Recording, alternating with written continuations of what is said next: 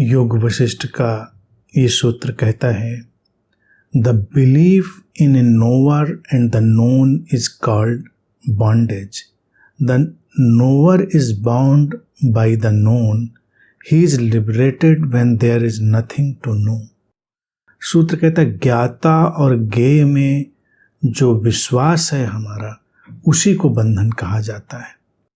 ज्ञाता ज्ञात से बंधा हुआ है, वो तब मुक्त हो जाता है जब जानने के लिए कुछ नहीं होता। जो जानने वाला है ज्ञाता, वो ज्ञात से बंधा हुआ है और तब मुक्त हो जाता है जब जानने के लिए कुछ शेष नहीं रहता।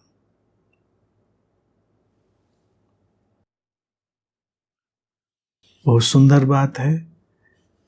और यहाँ पर भी उसी विभाजन के संसार को गिराने की बात है। ज्ञाता और ज्ञेय,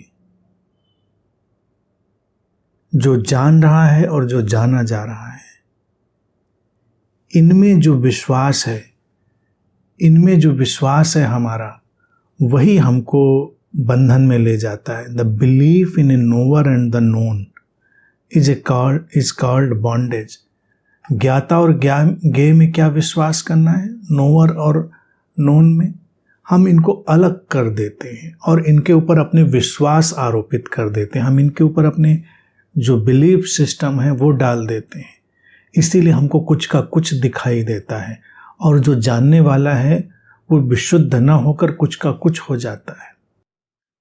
शुद्ध स्थिति बिल्कुल अलग है, वो ऐसी नहीं है। लेकिन अभी जो नोवर और नोन है वो सब कंटेमिनेटेड है,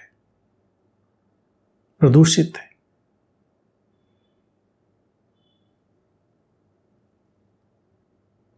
हमको इस विभाजन को समाप्त करना है, यही बंधन है।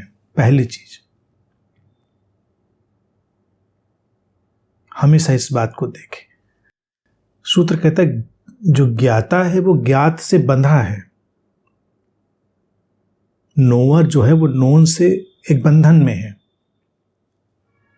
नोवर इज द नोन, ये भारतीय दर्शन का एक उद्घोष है कि जो ज्ञाता है वही ज्ञेय है। इनके बीच में ऐसा कोई स्ट्रिक्ट विभाजन नहीं है ऐसा जिसको हम देख पाए, लेकिन हम अलग थलग बना लेते हैं। उसको अलग होने से हमको बचाना है और देखना है कि एक का ही फैलाव है। हम वही देख पाते हैं जो हम हैं, अर्थात मूल है हमारा होना, हमारा स्रोत। तो अगर हम जो जाना जा रहा है, नोन है, उसकी तरफ बहुत जानने की कोशिश करेंगे या उसकी तरफ बहुत जानने की कोशिश करेंगे, तो वो हमको एक अलग किस्म के बंधन की भूल भुलैया में ले जाएगा, क्योंकि हम ही स्वयं को प्रक्षेपित कर रहे होंगे निरंतर। अलग अलग रूपों में हम अपने को प्रोजेक्ट किए चले जा रहे होंगे। तो हमारी जो नोइंग है वो भी हमारा जो नोअर है भीतर, उसकी सीमाओं से ही और उसके पूर्वाग्रहों से और उसके विश्वासों से ही घिरी हुई होगी। और वो खतरनाक स्थिति, क्योंकि वो पूरी बात नहीं है। पूरी बात में ये सब बंधन मिटने चाहिए, उनको समाप्त होना चाहिए। अब सूत्र कहता है कि मुक्ति होगी कैसे, और वहां पर बहुत सुंदर बात कही, जब जानने को कुछ नहीं रहता तब ये मुक्ति घटती है। यानी कि ज्ञाता ज्ञेय का जो ये बंधन है, विभाजन है, ये समाप्त हो जाता है। जानने की जो हमारी इच्छा है, इसका प्रारंभ है और इसका अंत भी होना चाहिए। ये यात्रा के धरातल है कि हम कुछ जानने निकलते हैं और फिर एक क्षण आता है जब जानने के लिए कुछ नहीं रहता। आध्यात्मिक यात्रा में जब खोजी निकलता है तो वस्तुतः वो कोई ज्ञान इकट्ठा करने नहीं निकलता, वो इस ज्ञाता ज्ञेय के नोवर और नोन के विभाजन को गिराने ही निकलता है। स्व और सर्व के विभाजन को ही गिराने निकलता है। ये जो हमारा स्व है यानी कि सेल्फ और सर्व जो लार्जर सेल्फ है, उनके बीच में ऐसे तो कोई विभाजक रेखा नहीं है, लेकिन हम विभाजन देखते हैं और पीड़ित होते हैं। तो जो खोजी है, जो सिंसियर सीकर है, उसके भीतर जो भाव उठता है वो यही उठता है कि क्या है विभाजन, क्या सचमुच में कोई विभाजन है। और जितना भी ये दुख का जगत है, ये वर्ल्ड ऑफ सफरिंग है हमारा, वो इसीलिए है क्योंकि विभाजन की अंतहीन धारा है। सीकर इसी बात की तलाश में निकलता है, लेकिन लोगों को कभी गलतफहमी क्या हो जाती है कि जो खोजी है वो कुछ जानने निकला है। तो बहुत सारे लोग जो स्यूडो स्पिरिचुअलिटी में चले जाते हैं वो ऐसी ही चीजें जानने में लगे होते हैं जिनका उनके जीवन पर कोई प्रभाव पड़ने वाला नहीं, जिनको जान लेने से भी कोई अंतर पड़ने वाला नहीं उनके जीवन में। तो बेकार का ज्ञान इकट्ठा कर लेते हैं हम। जितना भी एसोटेरिक स्टफ है, जो रहस्यात्मक सारा आध्यात्म में मामला है, उसका ज्ञान हो, फिलोसॉफिकल नॉलेज हो, तमाम तरह के दर्शनों का ज्ञान हो, अंततः उनका हमें करना क्या है? तो ये सूचनाएं इकट्ठी करना नहीं है कि हम जानते हैं। और जब हम क्वेश्चन भी पूछते हैं तो क्वेश्चन नहीं बल्कि हम अपनी प्यास को सामने रखते हैं। इसीलिए मेरा जोर रहा है प्रामाणिक प्यास पर, ऑथेंटिक क्वेस्ट पर। ऑथेंटिक क्वेस्ट से एक अलग तरह की क्वेश्चनिंग निकलती हो सकता है, बड़ी इंटेलिजेंट क्वेश्चनिंग हो, बड़ी बुद्धिमत्तापूर्ण क्वेश्चनिंग हो, लेकिन मूलतः उसके भीतर वो प्यास होती है। अब बिना प्यास के जो प्रश्न रखे जाते हैं वो हमारी मेंटल इचिंग से, मानसिक खुजली से ज्यादा नहीं होते। उनको आध्यात्मिक धरातल में हम बस कुतूहल और जिज्ञासा के आयाम में ही रखते हैं। कुतूहल जिज्ञासा के आयाम से आगे जाकर भारतीय दर्शन कहता है एक मुमुक्षु की अवस्था होती है, डीप क्रेविंग, जब व्यक्ति को लगता है कि इसको जानने से हमारे जीवन में कोई अंतर पड़ेगा। वो वही अवस्था है जहां पर जानने के लिए वस्तुतः कुछ नहीं होता, जीने के लिए होता है।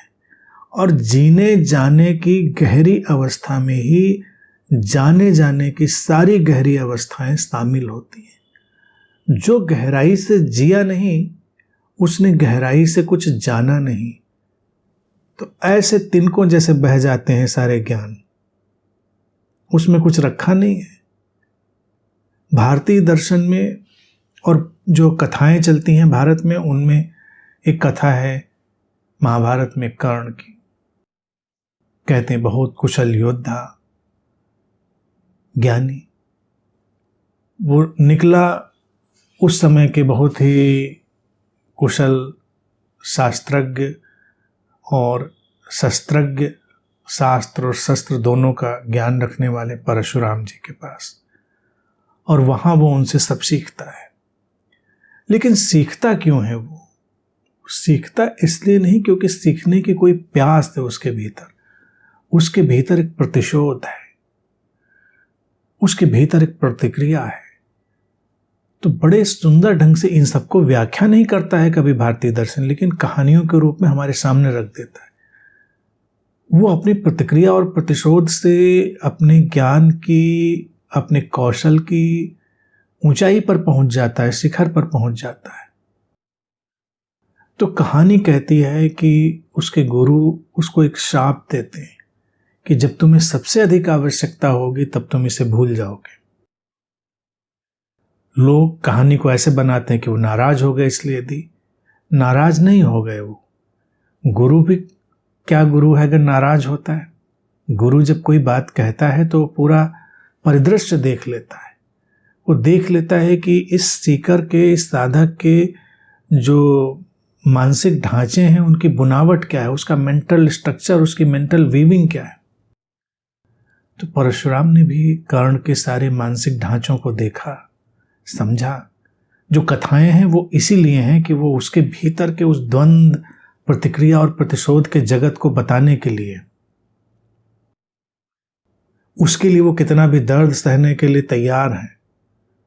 तो तब वो उसको केवल आगाह करते हैं, उसको चेतावनी देते हैं कि या तो अतिक्रमण कर जाए वो उस बीच अपने मन की कैद का, अन्यथा ज्ञान कभी काम नहीं आएगा, क्योंकि ये सीखा गया है किसी अन्य लालसा में और अन्य उत्तेजना में। ये अपनी प्यास नहीं है, अंतरतम की प्यास नहीं है।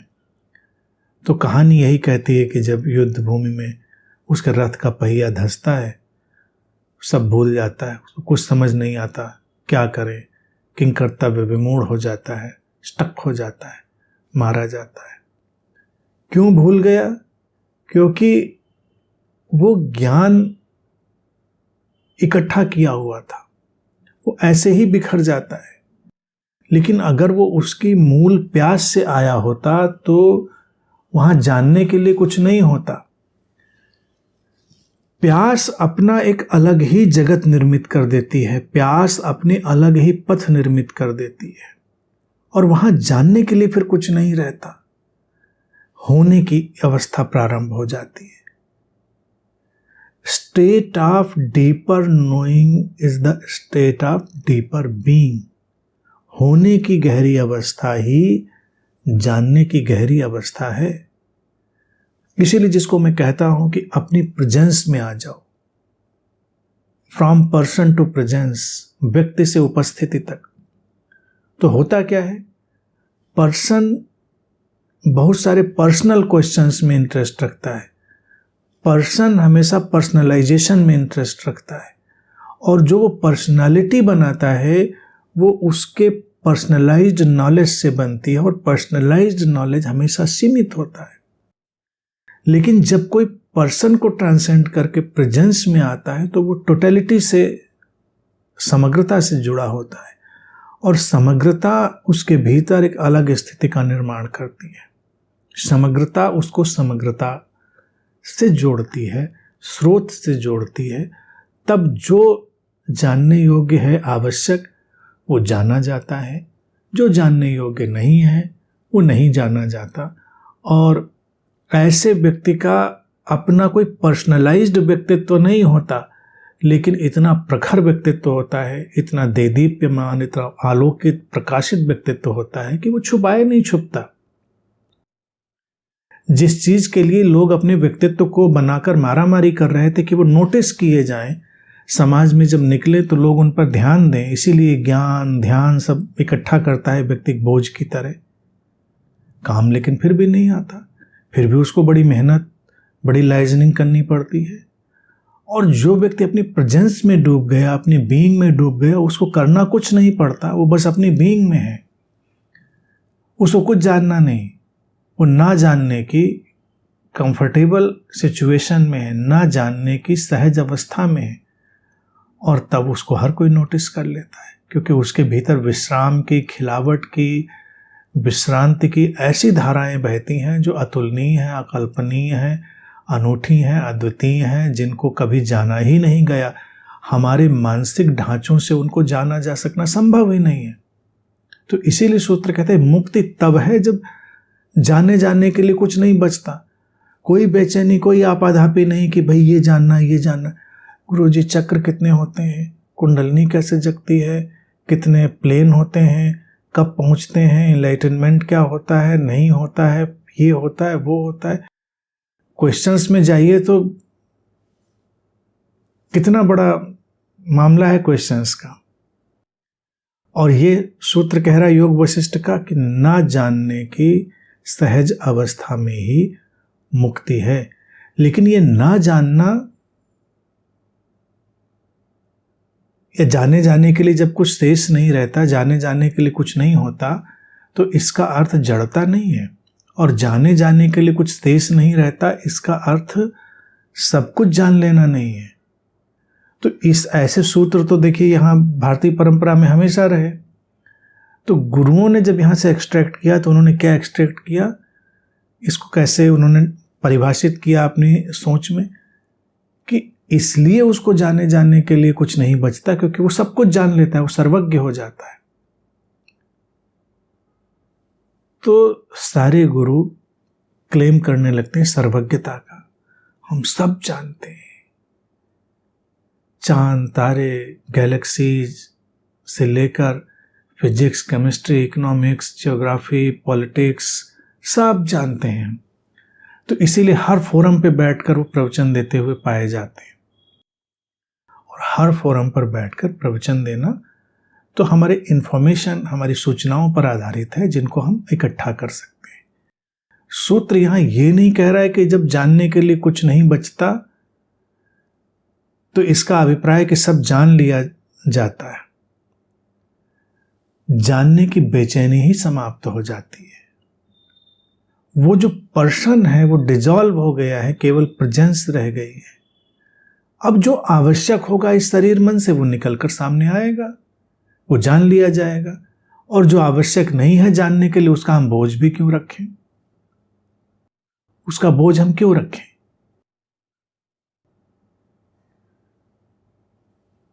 जितना आवश्यक है जानने के लिए वो स्रोत से हमारे भीतर अभिव्यक्त हो ही जाएगा। ये है न जानने की सहज अवस्था। सच्चा साधक, ट्रू सीकर वही होता है जो नॉट नोइंग की कंफर्टेबल स्टेज में होता है। नहीं जानते, कोई बात नहीं, हमको आवश्यक थोड़े हम सब कुछ जाने। कितना तनाव होता है लोगों को सब जानने का। अच्छा, तुमको ये नहीं पता, तुमको ये नहीं पता। तो इसलिए सूत्र अपने आप में बड़ा सरल और कमाल का है, जो हमको आत्यंतिक रूप से विश्रामपूर्ण बना देता है। कोई आपाधापी नहीं रह जाती, कोई भागदौड़ नहीं रह जाती, और व्यक्तित्व का जो सारा तनाव है वो विलीन हो जाता है, और उपस्थिति की जो सहज विश्रांति है वो अपनी पूरी खिलावट में हमारे भीतर प्रकट हो जाती है।